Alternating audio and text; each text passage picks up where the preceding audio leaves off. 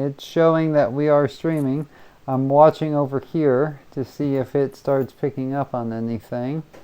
I'm really hoping it picks up on something. There's normally a bit of a delay, so. Mm-hmm. Yep. Yeah. Oh, there we go. Enough time for it to get to the servers and, do all that stuff. Yeah. To see if it starts picking up on. Yep, it works. Okay, I have the YouTube channel open and muted. Yep, same here. That's what I'm doing too. I've just got it up.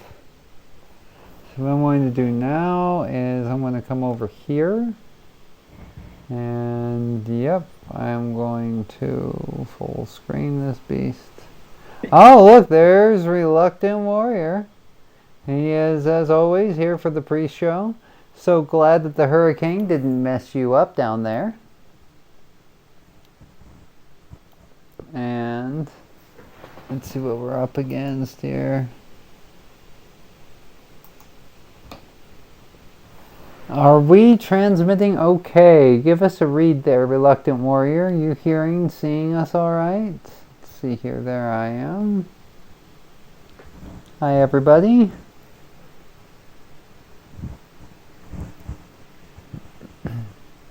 I really hope he can hear us.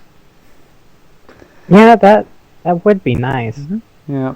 It's currently frozen on my end, but yeah. I'm doing this through a wireless connection.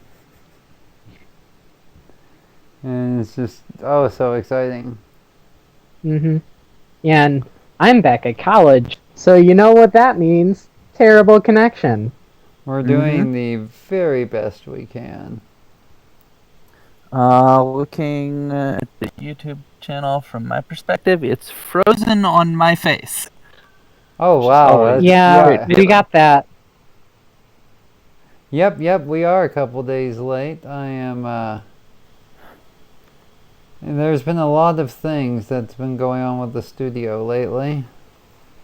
They can hear us fine. How about, yeah, the video is terrible. I'm working on fixing that now.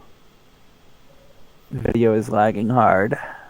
Yeah. Let's see here, output. I'm going to bump up my bit rate. I hope that's what's going to fix it. I should. Fixing the... Let's see if that does anything.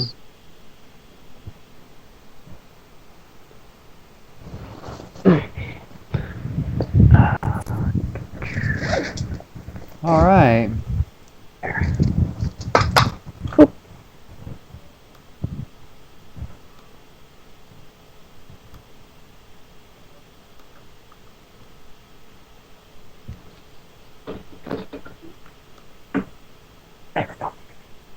Okay.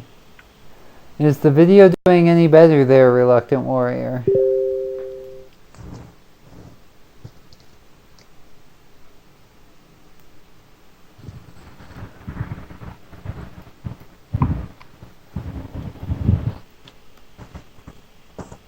So should I run the video bitrate up or down, do you think?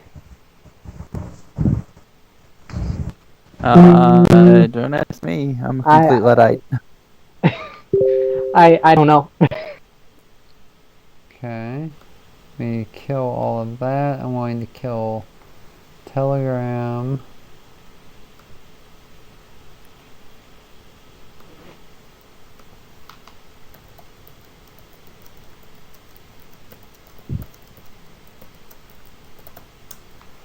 Alright, here we go. We're trying. It's being being testy. A stable and high-speed internet connection. Yeah. We're doing our best here, buddy. We're working on it.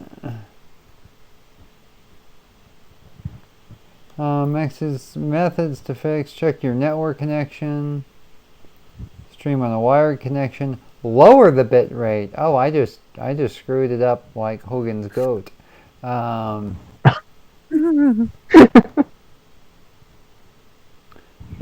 me drop this down to, let's do 1,000. Apply that, see if that suddenly fixes it. The quality is going to be a little rough because I'm traveling and I don't have a lot of options. See, maybe if I stop taxing the connection, there we go.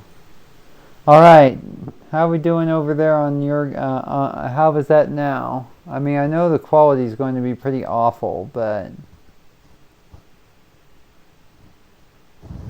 let us know, Reluctant Warrior.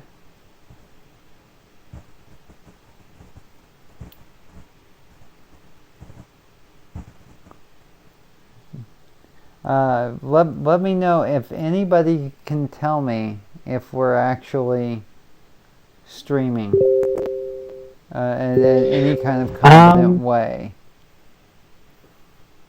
To me, it looks like it's frozen on me. Yeah, that's what I'm seeing too. Yep. Let's see here. Yeah, this is what I'm seeing as well, is that you're moving very slow. Oh, it just looked up. And this is even on my system. Well, this is just not working very well, is it? No, it isn't.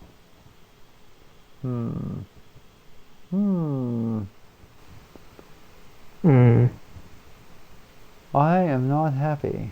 Oh. It looks like I've suddenly thrown myself forward. All right. He is saying that we're still lagging badly. I'm trying to compensate. I'm actually doing this through a wireless connection on a laptop.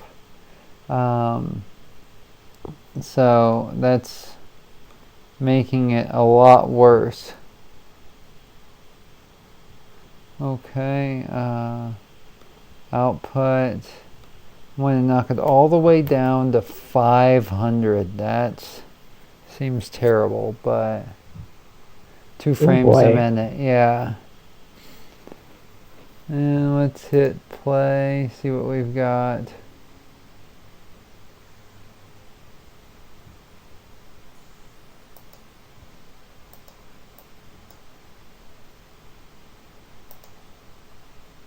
My goodness, this is just awful.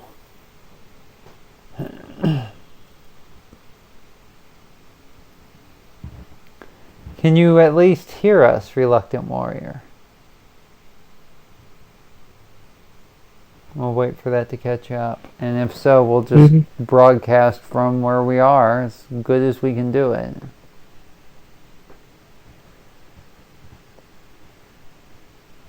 Yeah, I just saw your arm move up. It's like, oh my gosh, this is... Yeah, this... Unmuting the audio on the YouTube. I am hearing us from YouTube and it sounds fine. I think it's just the video. Okay, so I went ahead and I've switched the camera over to me. Why don't you two go ahead and cancel your cameras so we can unbeleaguer this connection as much possible, as much as possible. This makes sense. Yep. And just done that. Okay, and we'll see if that makes things a little bit different. Hello, Saber the Sixth.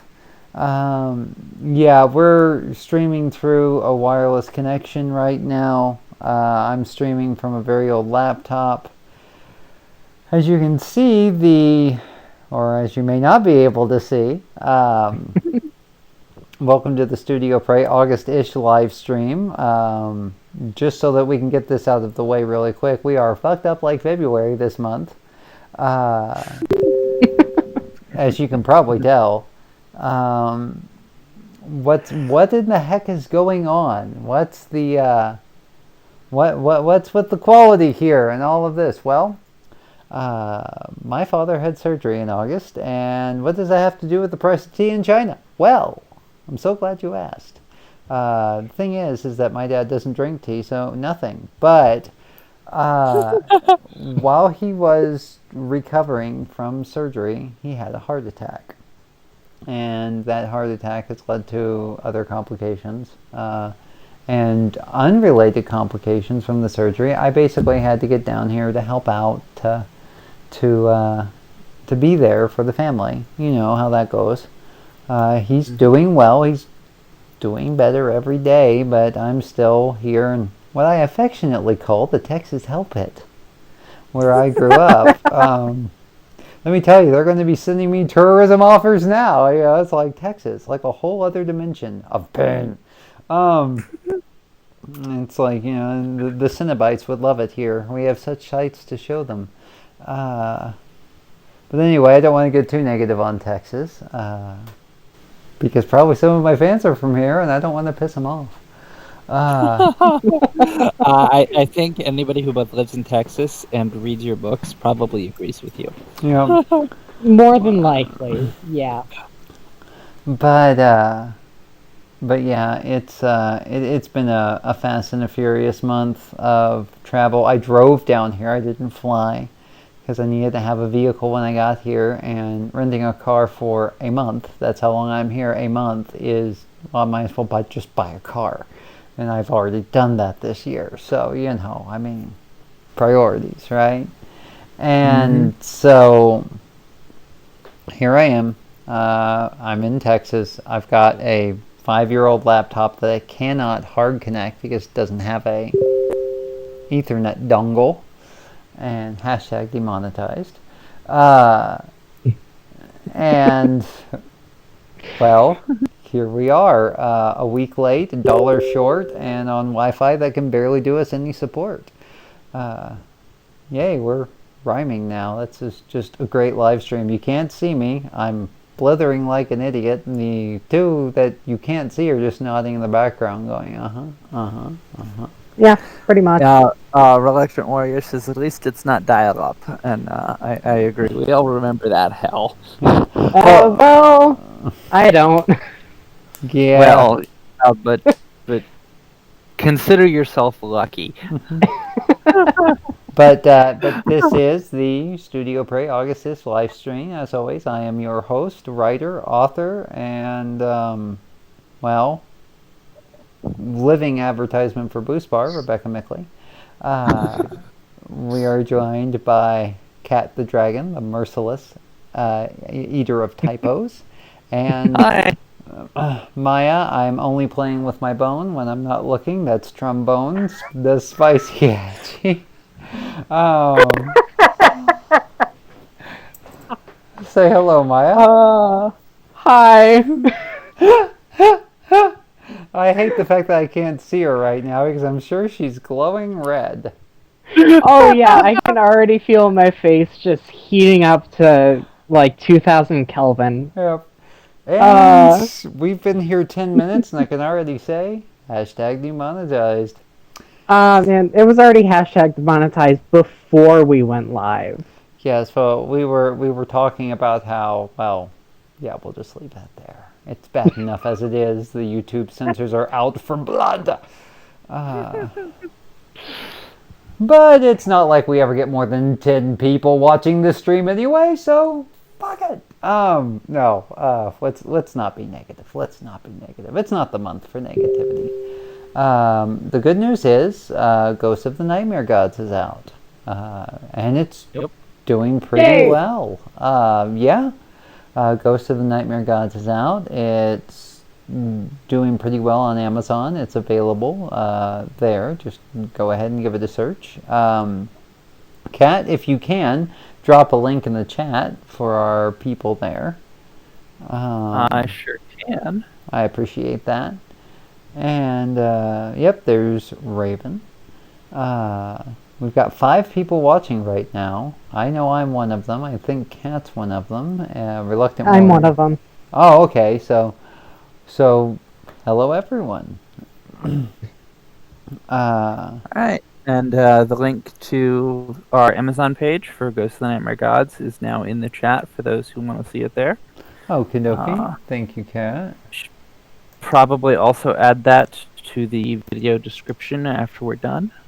Yeah, I will go ahead and get all of that handled. It's the connection actually works quite well when I'm not apparently trying to cram an elephant's worth of streaming through a hole meant for a mouse.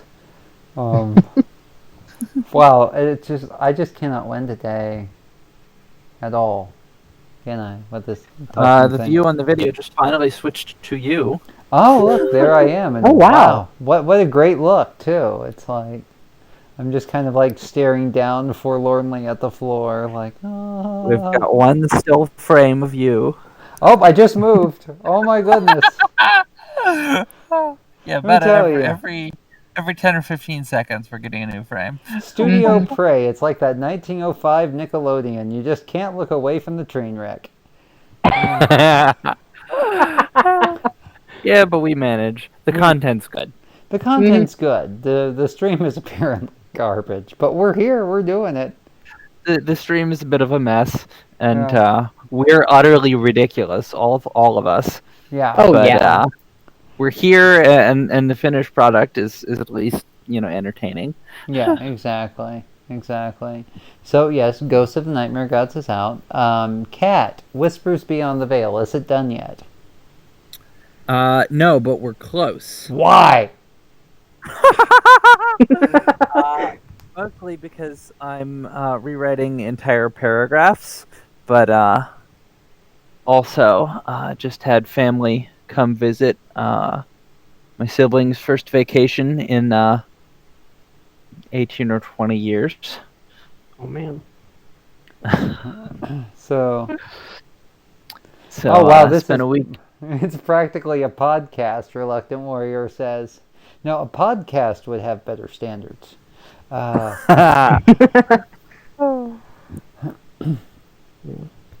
Although we could make it a podcast. We could make it a do that. podcast. In fact, if it was a podcast, it would be working a hell of a lot better right now because, they can hear us.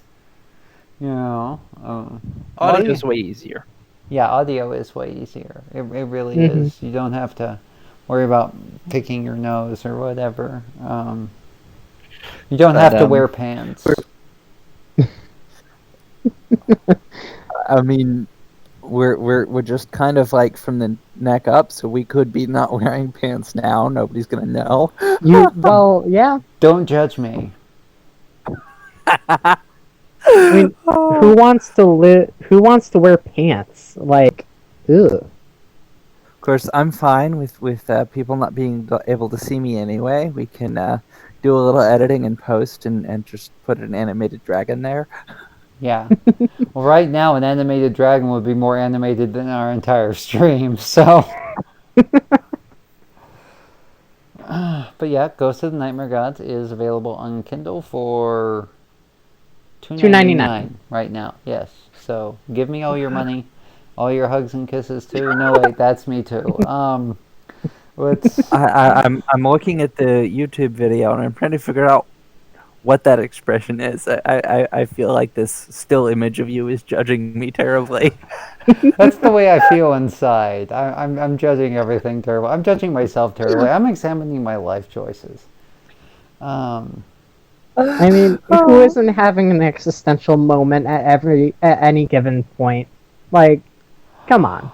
Oh, there's a Sita. Oh my goodness, it's been so long since we've seen you. I'm sorry that the stream is garbage. It's wonderful to see you, even if you can't exactly see us, and I'm apparently judging everyone silently, or not so silently. Judging everyone loudly. Judging everyone loudly. As loud as I can! Anyway, it's good to have people here. Good to see you have time to hang out with us for a little bit. Yeah, exactly. It's wonderful to have you back. We've missed you. Thank you again for all the wonderful work you did on Dawnbreak. You gave us such good feedback. And, that Final Draft Club is available to all of our Patreon supporters starting at $2 a month. You get early access up to 3 months before it's live on Amazon, and you get to be a part of the magic. You can submit comments, death threats, whatever you want, really. And we will take all of those things under advisement, and you could actually have a major impact on future productions. Azita, Which Christina did. yeah, Azita was just amazing. Do you remember how many comments it was that wound up in the final book? Oh, at least 15 or 20. Seriously. She caught so many things that I missed. Speedy missed. Kat didn't miss it. She selectively ignored them. She's a dragon, and I'm not going there. Wise bunny. And Well, I had to leave a few things for Speedy to find. Little gifts from the first pass. you're like a cat with a dead mouse. It's like, oh, that's an obvious typo. I'll leave it for Speedy. And, Exactly. And apparently even Asita got in on the dead mouse action. Or, God almighty, what is wrong with me today? You're welcome, Asita. Apparently. Yeah. And, oh. Let me tell you, I missed one deadline. Everything just goes to hell. As I think it was Douglas Adams who put it best, said, I love deadlines. I love the whizzing sound they make as they fly by overhead. For me, it's more, I think it was Hunter S. Thompson who said, we were right outside of Barstow when the drugs began to take hold.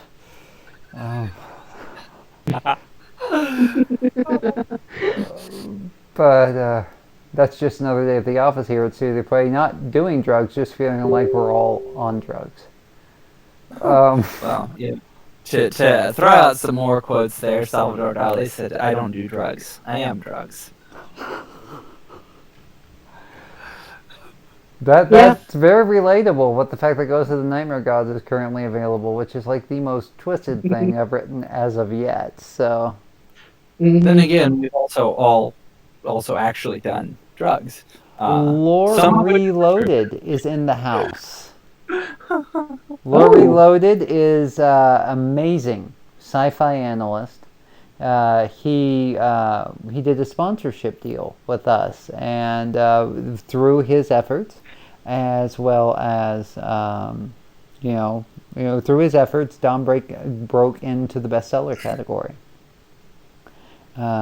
He really helped us out. If you want to get amazing analysis on sci-fi, be sure to check out his channel. He is just absolutely top notch, and he's a great guy too. So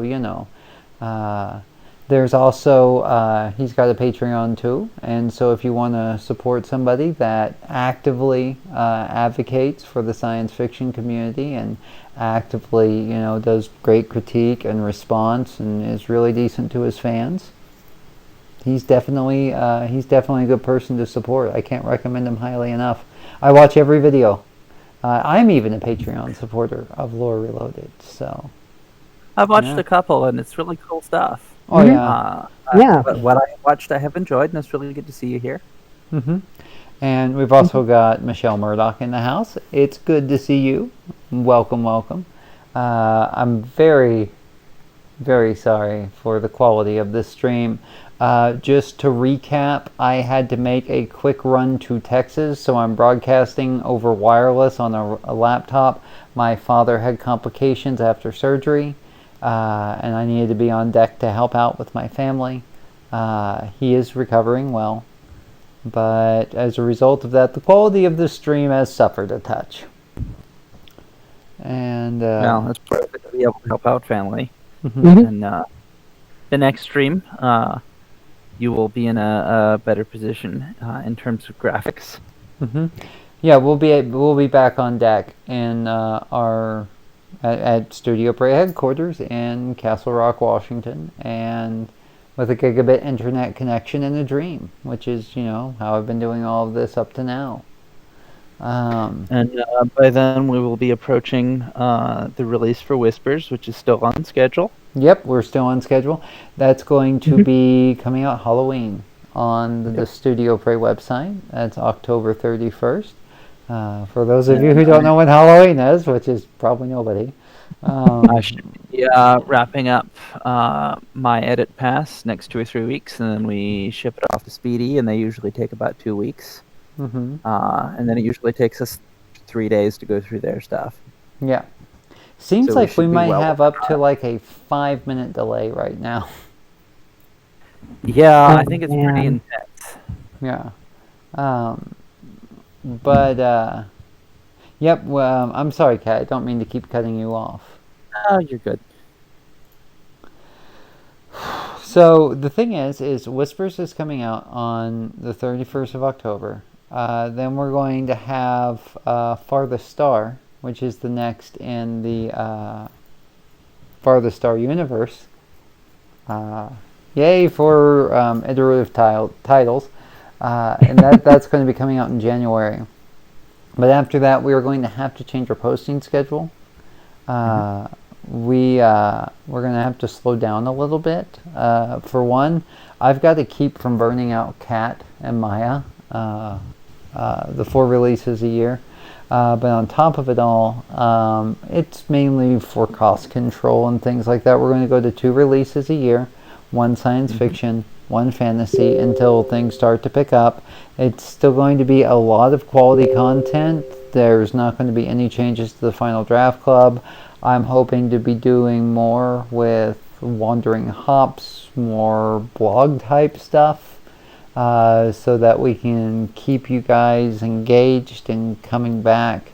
We're just we're trying to tighten our belts a bit and make sure that we can keep being here to deliver content, and to do that we need to start to meter and control our editing costs and things like that. Man, that sounds so dire, doesn't it? The studio is not going anywhere. I've written 16 books to date. I'm working on book number 17. We've got a great relationship with Speedy. You're going to be hearing from us for years to come, and you can either take that as a threat or a promise. I don't know. After people read Ghosts, that might be taken more as a threat. But the next 2 releases that we've announced are going to come out exactly when we said they were going to come out. Ghosts of the Nightmare Gods is going to come out on... Whispers Beyond the Veil is going to come out on the 31st of October. And then Farthest Star will be released in January. And then our next release will probably be at some point between July and September for a novel. Just to double check, nobody can sue us for emotional damages from a traumatic book, can they? No, they can't. No. Then we should be okay. Yeah, we should be fine. I mean, I hope not. I mean, legal precedent is a thing. So, it's like, we're making history here at Studio Prey. But, yeah, Ghosts of Nightmare Gods is a urban fantasy horror. And, yeah, you definitely want to catch that one. And, like I said, it seems just too perfect to not release its sequel on Halloween. I have a big thing for Halloween. Halloween's one of my favorite holidays. So it's definitely my favorite. Closer to home. Definitely. My goodness, what else is going on? James, it's Lore Reloaded. It's so good to have you here, even for a short while. You are truly the greatest, and I am looking forward to working with you in the future. I really am. If you get this before you leave, that's great. If not, if you catch this on the replay, also good. You are one of the best YouTubers that I've had the pleasure of working with. So yeah, here we are. We're live. Terrifying Terrifying, absolutely for us terrifying. and for them. Wandering hops. Because of the quick changes to travel plans, unfortunately Yellowstone didn't get to happen. I'm looking at hiking a park called Kittiquay pretty soon, and I'm hoping that that's actually going to yield at least one blog post. There's like a 14-mile rim walk around something called the Caprock Canyons, which is a big deal down here, but most people outside of where I grew up here in Texas haven't heard of it. So that might be fun and exciting if you've been following the adventure blog that is Wandering Hops. Right That now, should be really interesting. yeah. I'm also depending on, because right now I'm doing a lot of work with Dad and things like that. Time permitting, I might head up to Paladuro Canyon, which is up in Amarillo and in Canyon, Texas. Paladuro Canyon is the second largest canyon system in the world, second to only the Grand Canyon. And apparently being the second largest canyon is kind of like being second place in a NASCAR race or something. I mean, like, not a lot of people hear about it, but it's quite beautiful and quite amazing. And I have some really good memories of that canyon growing up. Well, if you make it up there, I'm certainly looking forward to it. The photography's always excellent. Mm-hmm. And for anybody watching this who hasn't caught Wandering Hops yet, the blog posts are available on the website and also on our Tumblr page. Mm-hmm. And I love your ability to work life lessons out of your experiences hiking. You can learn a lot about yourself and just survival. Yeah. And not just survival in the woods, but surviving life. Yeah, absolutely. I like to think of myself as Mr. Rogers with a bra and trekking poles. No. No. Won't you be my No, neighbor? definitely not. But no, that was bad. That was just awful. I'm crap without an editor. Luckily, I have two here. But fun, like just anecdote or whatever. When I was in 8th grade, I did a history tour over the summer of Texas, where the history teacher, I know this sounds like absolutely riveting, but a history teacher and a retired science teacher got a bunch of students together, and we went from historical site to historical site. We went all over the state of Texas, but we mainly focused on West Texas because, driving distance and all that. We camped instead of hotels and stuff like that. And it was really neat. Like we went to a reconstruction of a buffalo hunting and skinning camp in Hamlin. We went down to the Nimitz Museum in Fredericksburg, which Admiral Nimitz was the Pacific Theater commander in World War II and a major factor in the victory in the Pacific Ocean, in the Pacific Theater. So that was really cool. But we were in Paladuro Canyon one day, and I mean it's like 110 degrees in Paladuro Canyon in summer, and it's July. And we were all baking. We had just spent the last hour in the sun putting up tents, so it was 105 degrees inside the tents, so yay. And we were all kind of gathered, and we're trying to stay hydrated in the shade, waiting for the sun to go down. And we look up on the ridge, and there's a rider on horseback. Okay, well, this is Texas, but they were riding towards our camp down the hill, and as I got closer, they were wearing cavalry blues from the 1870s. And their horse was in full cavalry tack from the 1870s from the U.S. Army.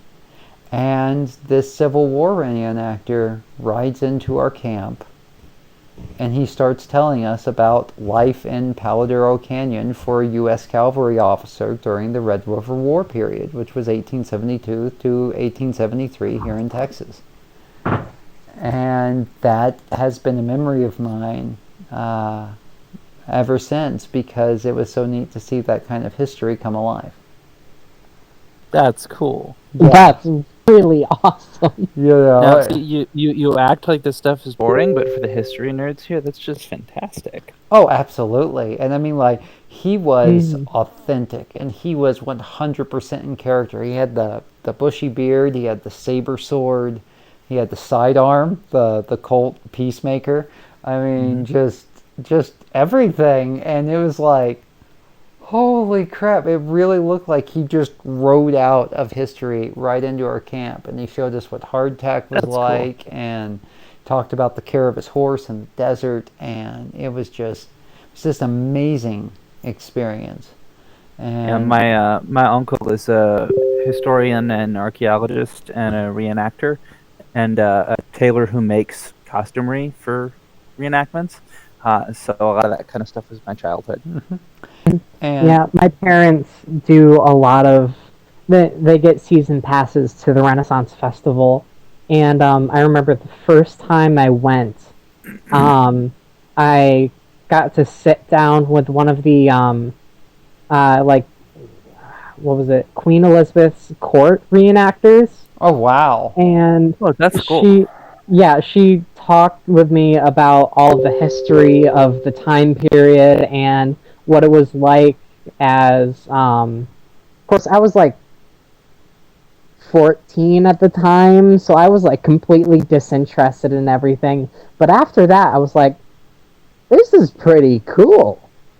I kind of like this. And then the history nerd in me was born. Yeah.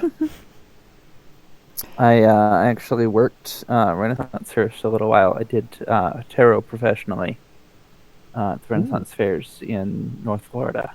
Mm-hmm. And so yeah, so it's just really good memories there. History is so much more than dusty books and old libraries. Now that helps, but you know, there's history is the chronicle of people's lives frozen in time, and that can be very powerful. Especially when you're standing there and you're witnessing it, and wandering hops, it takes snapshots of hiking and what I'm doing and adventuring and stuff like that. But we've also come across history, like there was the lighthouse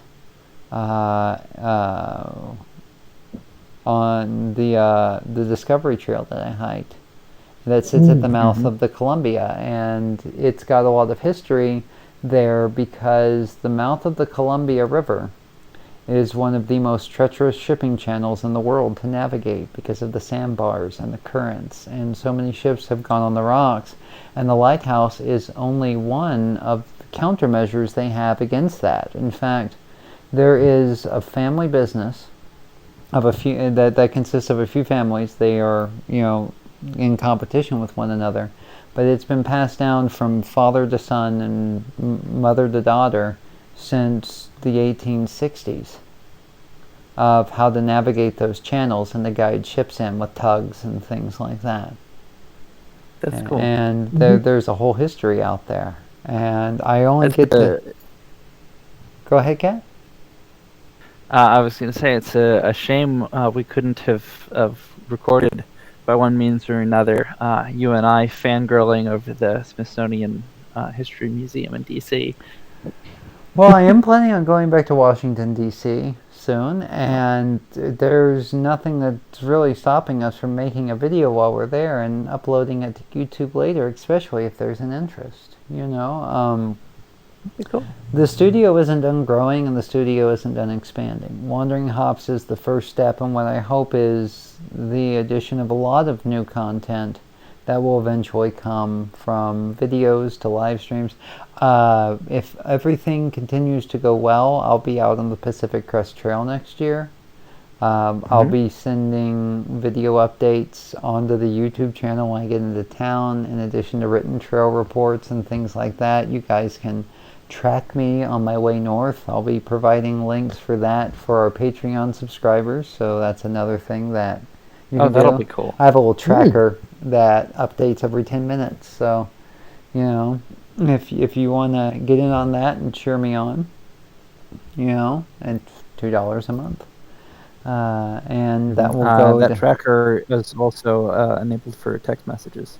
Yeah, exactly. And so there's all kinds of ways that we can expand and are looking to expand beyond just the novel content. And that's the thing that I want to emphasize. While we're having to slow down the novel releases because of the large cost involved, the large investment involved, it costs over $1,000 to more like almost $2,000 to bring one release fully to Amazon right now. That's cover costs, that's editing, all of that. By diversifying, we can stay engaged with you guys, the fans, and still be releasing quality content and hopefully bringing more people in so that we can get back to those 4 releases a year, which is ultimately our goal. Mm-hmm. That doesn't sound so dire, does it? Sounds pretty good to me. Yes, indeed. Yeah. I think between YouTube videos and various blog ideas, I think we've got some cool content coming out, and I think that makes it easier to be routinely engaged with people at all levels, and the content is out there, whether people can afford to be Patreon supporters or not. We definitely appreciate the support, but live streams and things like that are things that we can make available to people who don't have the means to pay. Yeah, absolutely. Absolutely. So let's see here. Nightmare Gods, Whispers Beyond the Veil. Farthest Star is coming up. We're going to catch up with Key and Jill and the crew starting in January. That's very exciting, just after the holiday season. What else is there to cover this month? I think we've covered everything that we're doing. Yeah, I think that's it. So at this point, I'm going to open it up for questions, and I guess we'll just continue to banter until the stream catches up with me. No, because it's going to take about 5 minutes, apparently, before anybody's actually going to hear that we're taking questions. And then it'll take about 5 minutes for them to hear the answers to the questions. So. Yeah, yes, indeed. And by that time, we'll be gone, and I'll be in the truck and getting ready to run. So life is good there. So gives me time to escape. I'm going to send a little message to Asita on the text chat, who says she's getting ready to go to work. It's great to have you. You'll see this when you watch the replay later. Why don't you make a post in the chat there, Kat, about questions, and maybe we can speed this along a little bit. Yeah, that's a good idea. Just realized that we could have been engaging with the chat since the beginning, but I'm such a genius it just flew right over my head.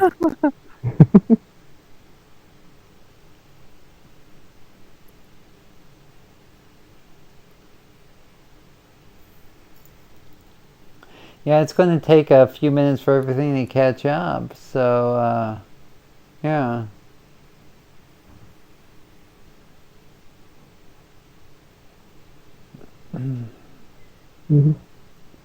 And dead air. Da-da-da-da-da-da.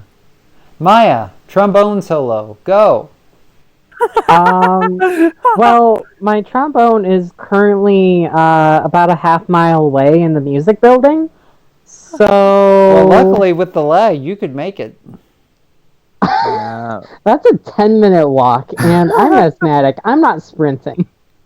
Reluctant Warriors is down here. We still have the bridge of Flagler's Railroad and a couple of military forts from the 1800s. Yeah. In reference to talking about historical monuments in your travels around Texas. Oh, fun, yes. Texas is an amazing place for history. So is New Mexico, Oklahoma. I mean, there's a lot of tragic history down here, but this is also like where the Old West happened. You know, Arizona, New Mexico, Colorado, Texas, Kansas. Yeah, you know, these areas. So it's like on the way down, I went through Fort Sumner, New Mexico. Not Sumter, but Sumner. That's where Billy the Kid died. Huh. And they've actually leveraged that to make Fort Sumner a huge tourist trap. But it's got a lot of history because one of the most famous outlaws of the Old West, Billy the Kid, he checked out there. That's cool. Yeah, very, very interesting. And That's pretty solid. yeah.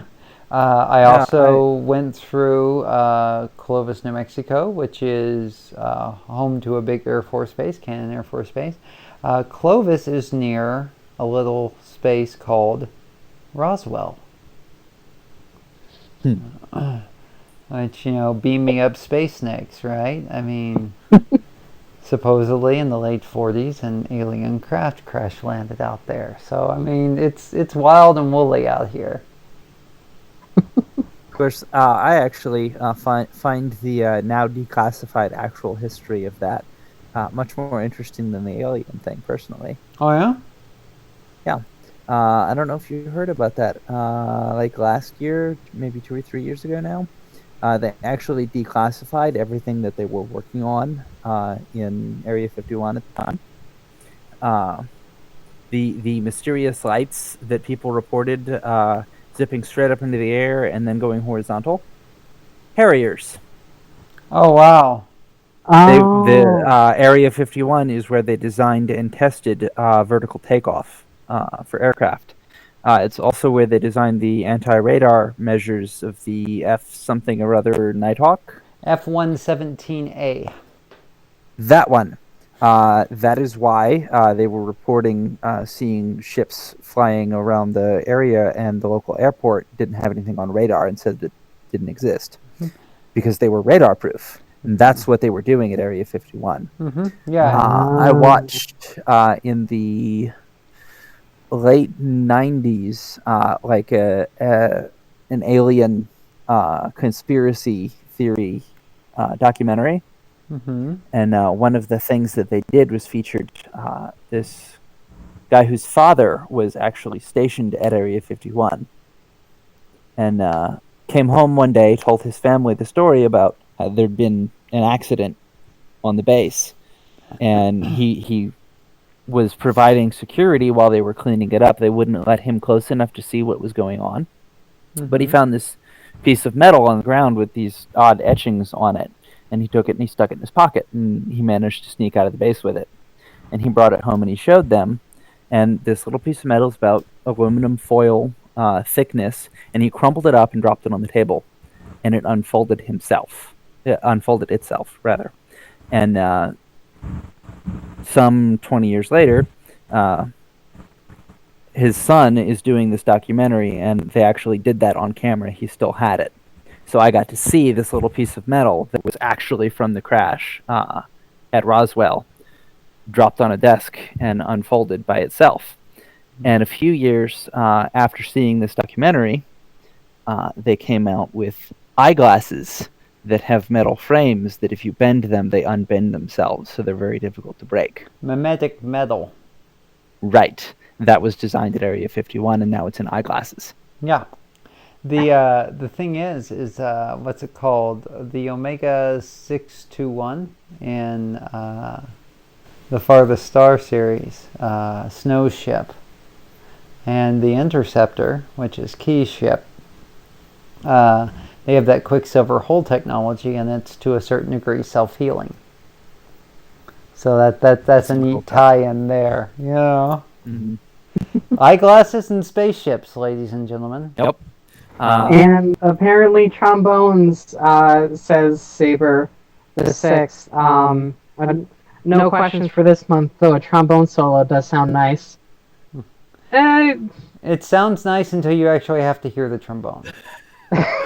Yeah, it's nice in theory. What do you call me when I told you that my auditions were coming up for this semester, Snowy? Is the lead torture position open? Yeah, exactly. Oh, I mean, I'd actually kind of like to hear that just for the novelty at some point. We'll make you bring your trombone to one of these live streams eventually, Yeah. and then we'll have even few viewers than we usually do. Yeah. Well, Maya, as an asthmatic trombonist, she's studying for a long career at Guantanamo Bay, interrogating.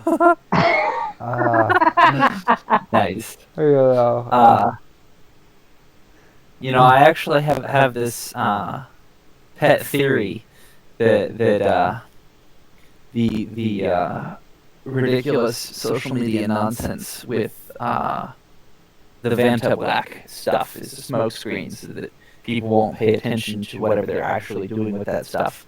In the same way that they made up the aliens to keep people from believing that there was anything happening at Area 51. yeah. Well, I mean, like, Vanta Black is pretty amazing because it's visual stealth. It destroys contour lines. Because it's so black, it doesn't reflect light back right. So everything looks flat and weird. And that's visual distortion is rule number 1 of camouflage.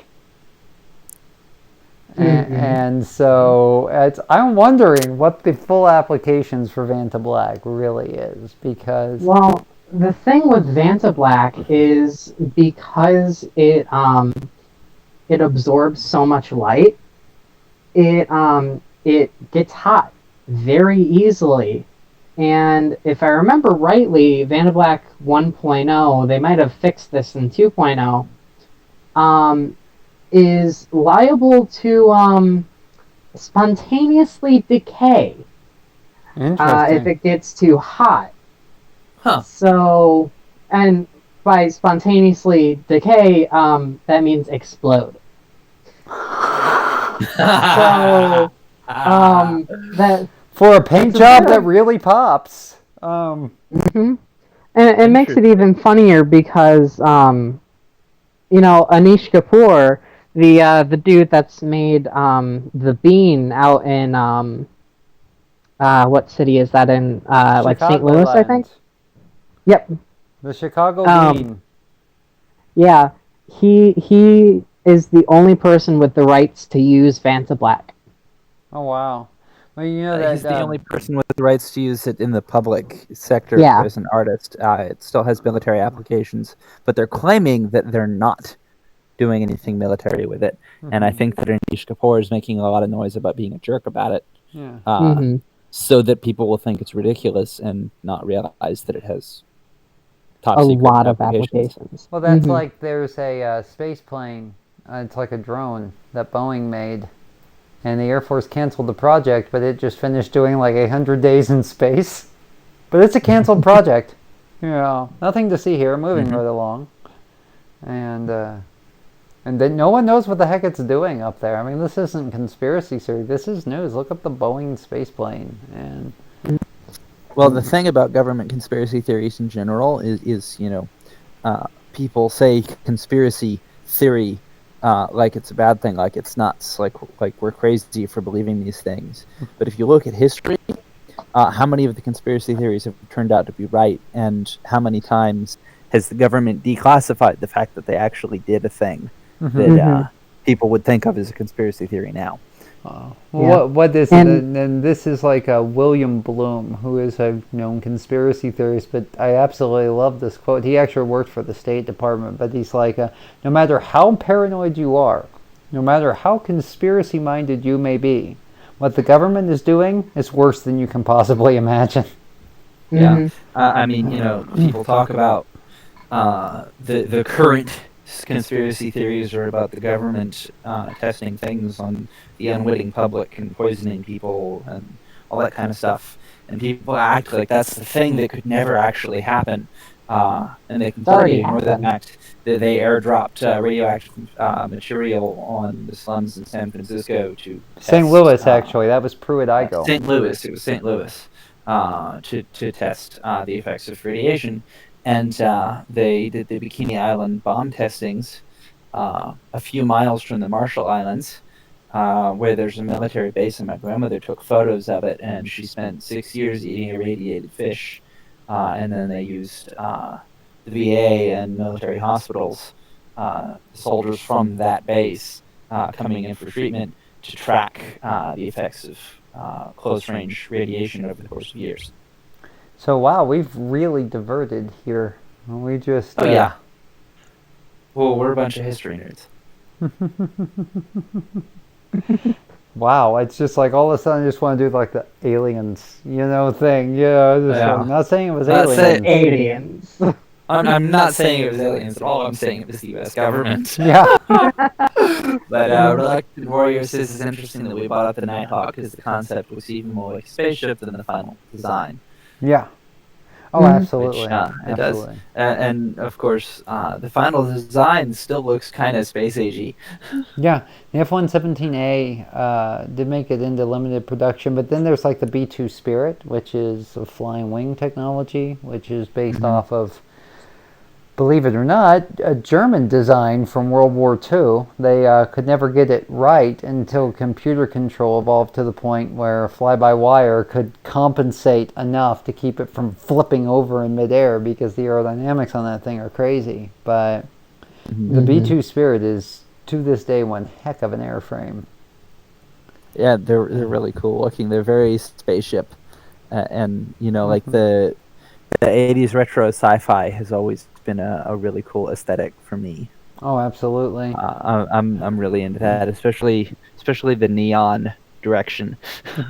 Well, it's like I grew up in the 80s, which shouldn't, but one of my favorite shows growing up was Airwolf, and what they did is they took a modified Bell executive helicopter and they made it look even meaner.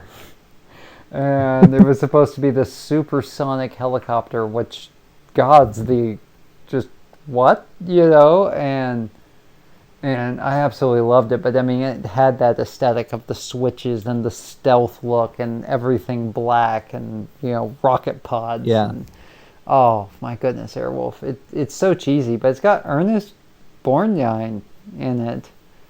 And it is a special piece of 80s cheese. Oh, yeah. And of course, none of this is really that far off topic, because your background in military history very much applies to the writing of the Farthest Star books. And in fact, the alien conspiracy theories fell out because in the Farthest Star universe, there actually are the aliens. Yeah, exactly. And that's the thing. I built a lot of the Farthest Star mythos out of conspiracy theories and and rumors and stuff like that. I love to use that kind of stuff for inspiration, and because it's great. The evil villain's secret base, of course, needs to be in the place where the conspiracy nuts in the 80s said that there was a secret base, and nobody's been able to find it. And Reluctant Warrior says that our video has started working spontaneously. Holy crud, I'm live. I'm not even paying attention to what I'm doing on camera, so that's just great. And from what I am seeing, it's still a little jerky, but it's better. Yep, all of a sudden we're catching up. And that's wonderful because we are 5 minutes from a full hour of this awkward craziness. So I don't think it's awkward. I think it's just crazy. Yeah. I think we can just leave that crazy. But it all connects. History, literature, science fiction, science fact. And so let's if there aren't any more questions, if nothing else is pressing. Well, I don't think we have too many questions to go through unless Maya wants to treat us to a solo, which we should probably quietly cut the feed as the solo starts. Wait, I might have a trombone mouthpiece sitting around here somewhere. Yeah. Well, the thing is if we don't get 5 Patreon subscribers, and in the next 3 minutes, I'm unleashing Maya on the next stream for a trombone solo. You've all been warned. Hey, my actual biological sibling just showed up to catch the last 5 minutes of our stream. because the universe seems to be conspiring to keep them from actually watching this. Yep, I can just. I'm actually watching myself make faces at the camera and other things while I'm talking because I didn't think that it yes. was broadcasting me. Here we And are.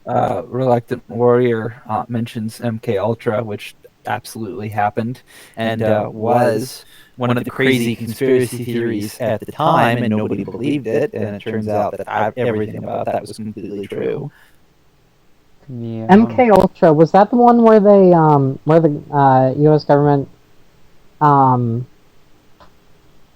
poisoned an entire African American community? No, those were the no. Tuskegee experiments. That's where they Right. were injecting black men with syphilis over like a 30-year span to see what happened. My goodness, we have gotten dark this stream, but MK Ghost of the Ultra was Nightmare the one where Gods. they were dosing soldiers with LSD without their knowledge. And they briefly Right. considered, but did not, dump LSD in the water supply of a town just for, well, let's be honest, shits and giggles. They wanted to see what would happen. Yeah. And, oh my goodness. I think we can safely say hashtag demonetized for this. Yeah. Yeah. I think hopefully we can avoid hashtag black bagged. Yeah. Speaking of Guantanamo Bay, I hear it's lovely this time of year. Plenty of time to get a lot of sun, meet interesting people, experience multiple stress positions. I'm living in the DC metro area, so there's a good chance that there's some CIA spooks that are my neighbors, so they won't have far to go. Yeah, exactly. They're listening with a cup up against the wall because the screen's so laggy. Yeah, my video camera is actually turned off right now, but I'm still gonna smile and wave at the NSA guys who are using it to spy on me. Yeah, shout out to FBI agent Bob. I'm sorry for what you've seen in my Chrome feed. It's like, I promise you, I'm a writer. I'm not a serial killer. Yes, Reluctant Warrior mentions Knight Rider along with Airwolf. Another classic. Oh my God, David Hasselhoff. That hair alone was enough to make the bad guys surrender. They were reruns for me, but those were both still on the air when I was young, so I got to enjoy those too. I wasn't as much of an avid fan as you were, but I did see them. Is it bad that the only reason I know of David Hasselhoff is the original SpongeBob SquarePants movie? Oh wow. Well, the Yes. thing, if you want to see a great tribute to 80s cheese that actually incorporates David Hasselhoff, he's actually in it, as well as tributes to Knight Rider and that entire aesthetic of the 80s sci-fi. Check out Kung Fury.